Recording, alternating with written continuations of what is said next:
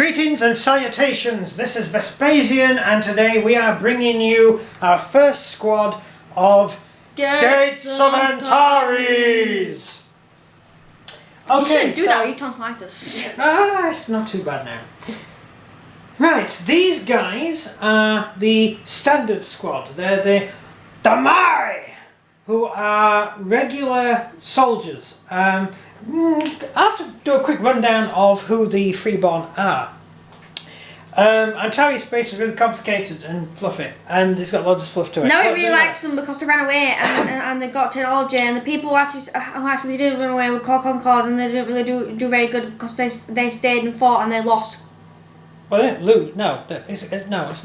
Yeah, whatever. Anyway, I've got them on ambush. Right.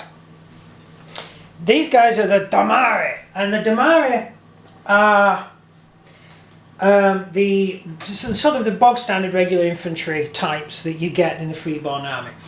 The Freeborn live on the edge, out there on the edge of Antarian space. They're the first settlers. Not hiding. They're the first settlers to go out there, and they basically stayed out there and didn't really pay. They were happy with what they had. They had the resources they needed and the space they needed, and they didn't really pay too much attention to what the rest of humanity was doing. And so they can't connect to Intel. They can't. I'm getting all technical now. They can't use the same computer system which humanity uses. Most of humanity, Concord, are all plugged into the Matrix. They're basically all in the Matrix like little Duracell bunnies, and they, well, whatever you want, you get because they're, I don't know, socialists. And they're basically the stagnant humanity. Concord isn't going anywhere. They're not going to get better.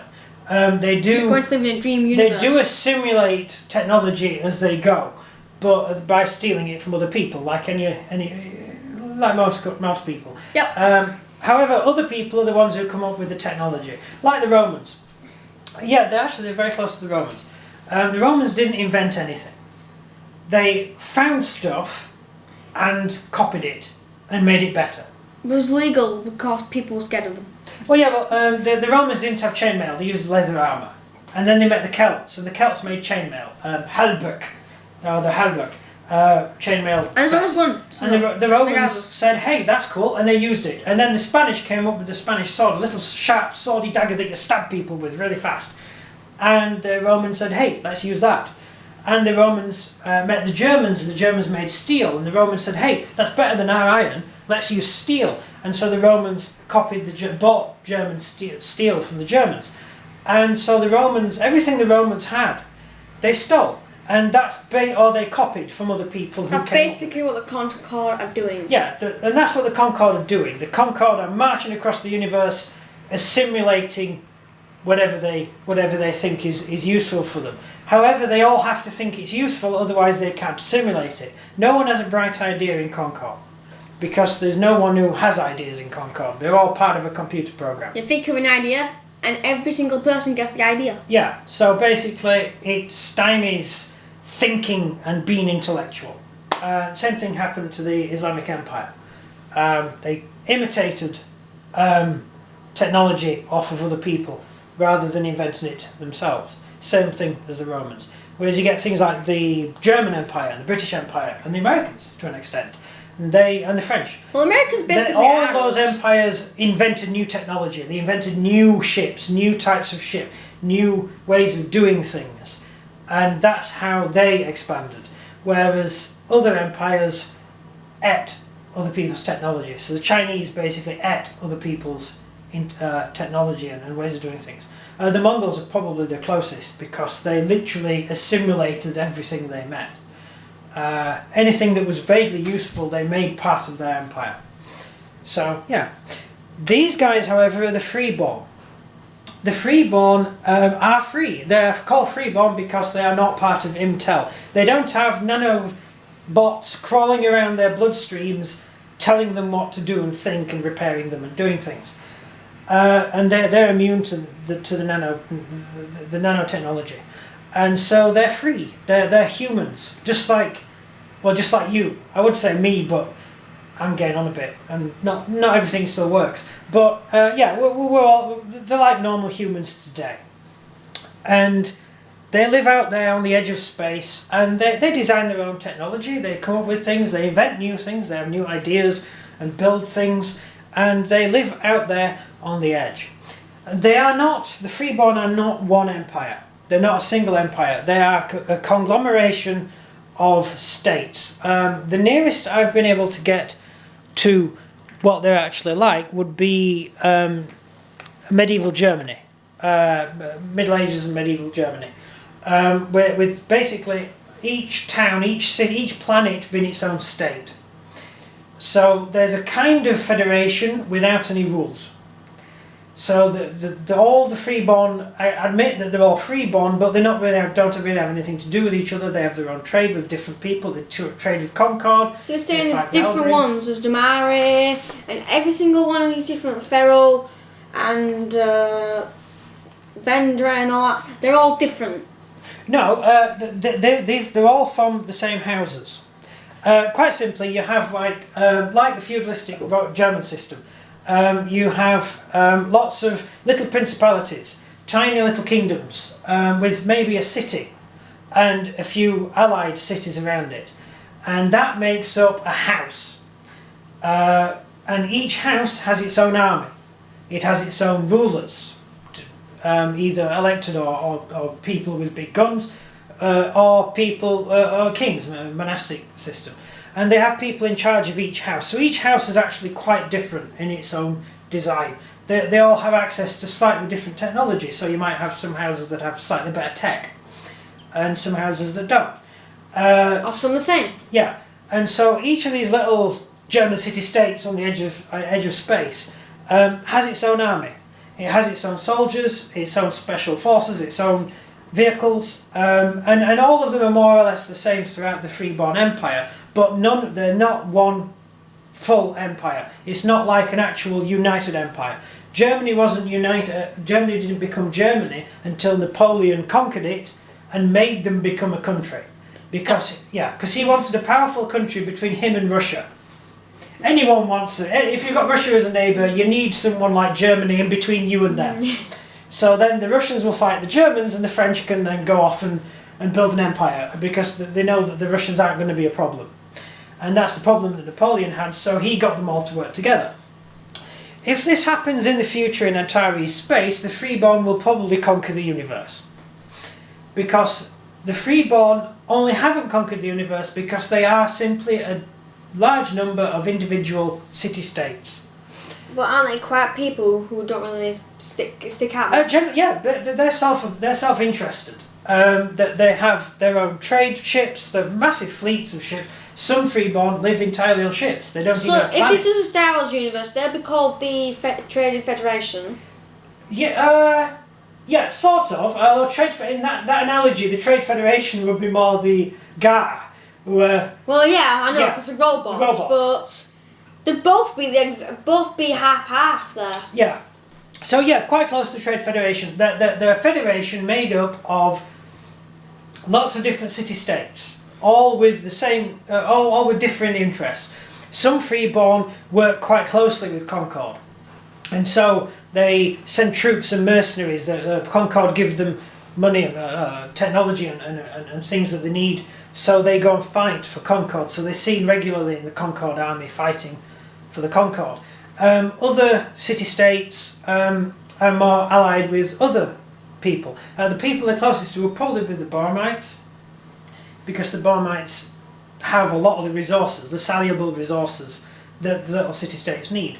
But we will see how the plot takes us, as the game is an evolving game, and it is the history is live. So as week goes on, weeks are going on in Antares space. So we will see what happens. So these guys are all, each Freeborn city-state is a completely different city-state to the next city-state. And so each city-state has its own uniform, its own command structure, generally the same, but its own command structure, its own leaders, and all that sort of stuff. And these guys here that you can see that are painted up, it's almost the first squad. There's one more figure from this squad I haven't painted up yet. But this is the first basic squad.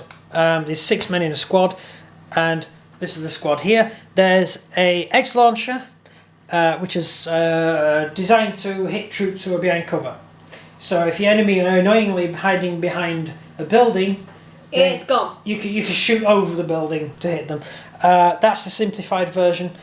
You got a guy with a pistol and 3 normal rifles. You got another rifleman which I haven't painted up yet, and a drone. Drones are great because the idea behind the drones is every squad, more or less every squad in the game, Antares game, has drones. Apart from one squad. Yeah, and the drone can be put anywhere on the battlefield, and it is the eyes and ears of the squad. So when you're using line of sight in, say you're playing a World War II game with bolt action, and you can't see the enemy, then your drone can spot the enemy. So it's a bit like having spotters in bolt action, and yet each squad has its own drone, and this is the drone for this squad. Painting scheme, right? These are the domari, and the domari are the normal people, the normal citizenry of the city-state. They're the normal, everyday people like you and me, and they join the army just like anyone else joins the army. It's a good pay, and you get perks. You know, you maybe get a bit of farmland, maybe a space pod to live in. Maybe you get to mine an asteroid if you want. Yeah, if you feel that's like what you want. Yeah. And you get these rights by serving in the army. So you're a free citizen. Everyone's a free citizen in the Freeborn. Free in the extent that anyone's free. And you join the army, and these are the foot soldiers. They're the regular army that just march around and do the regular foot soldier work. They do the guarding, and claim their reward at the end of the day. And at the end of the day, they get paid, which is all most people want out of life. Or they get an asteroid to mine, or they get whatever it is they're in for. Yeah, whatever it is. Guards, a house. So they're basically average, normal Joes. They're just wearing basic khaki overalls. I painted them up. I know a lot of people. I've seen how a lot of people have painted them. I've cut this out to show you. This is part of the box art. They're all blue on the box art. But we wanted to change it to make it look different. Well, than that. For the theme of the army I'm doing, and to stick closer to the plot line that's running with them. I've just done these guys in basic khaki overalls. You can see the basic khaki overalls. That's just normal work clothes. It's normal overalls, and they have the armour. They've got little armour plates with fields on them, so you put the bits all over your body, and they act as a repulsor field type thing. And it's futuristic, sciencey, YNC technology. Yeah. Wouldn't it be easy if we just had like a thing you could put in your pocket and it was body armour? You just made a shield appear around you. No. Like Dune. That would be cool. You must make it confusing. That would be cool though. Like if you had a shield like on Dune. I love Dune. Dune's brilliant. And you just put the shield on, and then the only way you could actually be killed, because laser weapons won't penetrate a shield, so you have to actually fight in close combat. That was one of the reasons that 40k, even though it's a futuristic battle game, most of it comes down to running up to each other and hitting each other with a weapon, with a close combat weapon. Yeah, and the reason that reminds me of Space Marine in the game. Yeah, the reason for that is Space Marine game. Chainsaws. All the officers have chainsaws. Why? It's the only way you win combat. Yeah, or you have a guard next to you with a jetpack and a hammer. Yeah, that too. That was fun. That was your army, wasn't it? Yeah. Yeah. Which got killed because the demons weren't meant to be in the battlefield in the first place, because they should not have even been there in the first place. But we're not going to get into that part. You keep going back to that game, don't you? One game. You just obsess over that one game. I can't remember who was fighting now. For some reason, Chaos won, and they weren't even there. Eldar Space Marines versus Eldar Space Marine versus Imperial. No, versus. Who was it now? I forgot. It wasn't Necromon, was it? No, there were no orcs, because all the armies had telepaths. Was it Tyranids? could have been Tyranids. I think it was Tyranids. I think when the Chaos finally came in, I think the Tyranids were about to get destroyed. Yeah, and then suddenly Chaos erupted from some stupid Liberian's head, and that was the end, really. Chaos won. Yeah. Oh, possibly. Yeah. Hopefully we'll get the same sort of weird games happening in Gates of Antares. Oh no, it'll be embarrassing. We're recording it as well. It'll be on it'll be on history forever. Yeah, people will know about it. So, proof. As mentioned before, they're in the standard overalls, and they have little blocks of armour around their bodies, which gives them body armour. That girl there's got a huge cut across her face, like a scar, because she's been in battle, because it looks good. You've named all 5 of these things, but why do they have these? I've already told you what a drone does. Have you not been paying attention to that but why would they have one? Because every squad has a drone. And you use it just like a... imagine your little handheld helicopter drone. You put a camera on it, and you have a camera linked to your iPhone, and then you can send it flying over to the other end of the school to see what your friends are doing, and you can spy on them. Wouldn't that be cool? I'm not giving you ideas, am I? No. No? Right. You stick a webcam to your drone, and then you can fly around and see what you're all doing. It's quite a useful idea, and it is actually a part of technology which is making its way onto the battlefield now. The Russian army is using drones. Once you just get shot down. Handheld drones, and the American army uses handheld drones. Everybody does it, doesn't it? No, I mean small, tiny drones with a little webcam on it.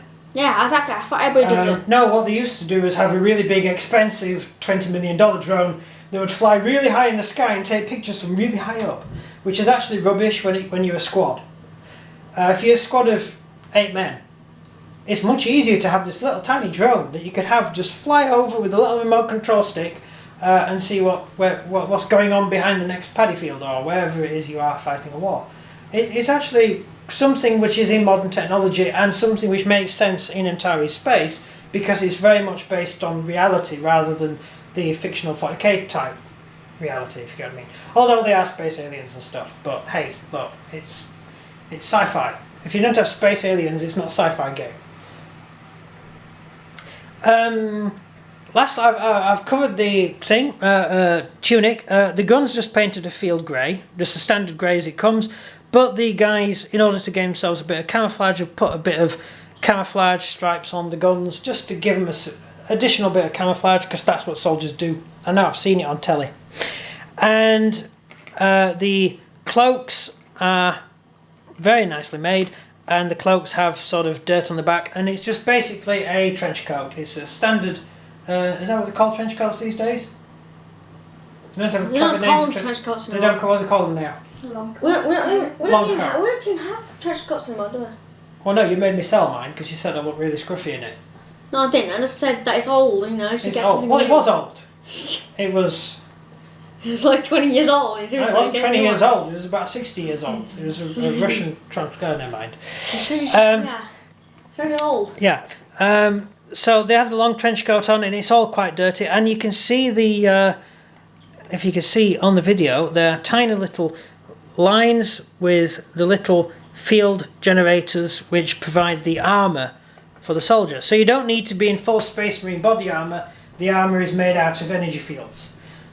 So you can basically have your figures looking like this, like they're in a really cheap B-movie, sci-fi movie, and yet they're still as armoured as a Space Marine because they've got these repulsor fields and things that operate around them 24/7 until the battery pack runs out. So they're quite cool, and that's how I've decided to do them. So they're the basic not civilians, they're the basic regular soldiers who are just wearing a nice warm trench coat because they're in the snow, it's quite chilly, and they've got the standard overalls on and everything else. And that's how I've gone for the paint scheme. Now, these are the domari, and that's how the domari are going to be. When I paint up the rest of my army, I'm going to have the household troops. That's the guard, the actual professional proper soldiers, the elite guard troops are going to be in armour and they're going to be in a uniform. So they're going to look different to these ones because I'm not going to theme the army by painting everyone in the army the same colour, because I find that quite annoying, because real world they don't. And so these guys are in this sort of outfit because this is basically how they dress. And then you're going to have the professional full-time soldiers who will be in a more uniform, if that makes any sense. No. Well, it does to me. Well, is there a difference between these are your Roman auxiliary and the household guard? Your guards are the Roman legions. Are the legionaries, yes. And the legionaries are the ones who do all the heavy fighting, and these guys these are the auxiliary troops who support the guards, wherever the guards are needed. So most of the army should really be made up of these guys, who are your bog standard infantry, who are hired for a short period of time for the duration of war, or whatever. Is there anything about this particular unit? Yeah, so this is the first unit I've got painted up. I haven't really had time to do much else, but this is the first unit I've actually managed to get around to doing. You may notice the basing. They're based on gravel, painted black, then dry brush grey and white, and then it's got snow added and some old grass, died off grass, honey, I think honey coloured grass, because it gives it that sort of rustic theme, and it just makes them look good. So I'm basing all of this stuff on snow. The other chaps I showed you earlier, they're also based on the rubble, but I haven't put any snow on them because I didn't want to really detract from where they come from. The figure, and I want to make each base slightly different, so each army has a kind of themed base, but all along the same theme. So they're all going to be sort of gravelly based for the terrain, but there's going to be a theme as to how the bases are actually done. So when you have all your different types of units, you'll easily be able to spot the armies apart from the base. So that makes sense? Yep. Yeah. And that's it for the video. That's all I have to say about these. There are lots more to the Freeborn, and I'm going to get all that stuff done, and I'll be showing you it as I've done it, and then you're going to get to see us play with it. The domari are probably the coolest figures I've painted so far. I've only done a few bits and bobs up for it, for Gates of Antares, but this is the first squad I've got closest to finishing. And I've really enjoyed painting them. It's been an interesting little thing to do. What else? Is that it? Yes. Now Right. it's to exit the video. Right, so thank you for watching. I hope I haven't waffled too much, and I hope I've explained in some way what the figures are and what they're for and why I painted them that way. Please subscribe if you want to hear more. If you've got any questions, then we are going to start a new Q&A based on... We're going to keep the old Hail Caesar Q&A. We told them about the new Q&A. But they might not have watched the last one, so I have to tell them on this one as well. Alright. So we're going to start a new Q&A on Gates of Antares, because I have a feeling there's going to be lots of questions and stuff. So I will be more than happy to start one on that. And that's it. We've got some Gates of Antares scenery projects coming up, and it's all going to be quite... It's going to be quite interesting. Let's just say that. This is really the biggest project for this year. I have another project lined up for later on in the year, but this is the big project at the moment. Anything from you? Well, it's not finished the outro yet. I have. I've said please subscribe, leave any comments. That's all you have to say, isn't it? And leave a like. Oh yeah, like. Hey, leave a like if you like the video. I went to sale because I wanted just to find out. I wanted to find out how far I could get without forgetting something. Yeah, well I can't remember anything. I'm old. I know. I think that's everything about this. Right. Thank you very much. It's been fun making the video. Hope you enjoyed it. And it's goodbye from me and goodbye from my trusty sidekick. Bye. Maybe you actually get to see him win some games once we start playing Antares. No. No? Wish good luck, and every single Gates of Antares video we do, and you'll find out. We'll find out if your good luck actually works. You won our last game. Yeah, but that was a little miniature one. Yeah, I know, but you still won. I mean, it shows that you can win. I still rolled extremely bad dice. You did roll bad dice. But we're not going to talk about that. We're going. Goodbye. Thank you for watching. It's been awesome. And please come back, subscribe, click like, and leave a comment. Bye-bye. Bye.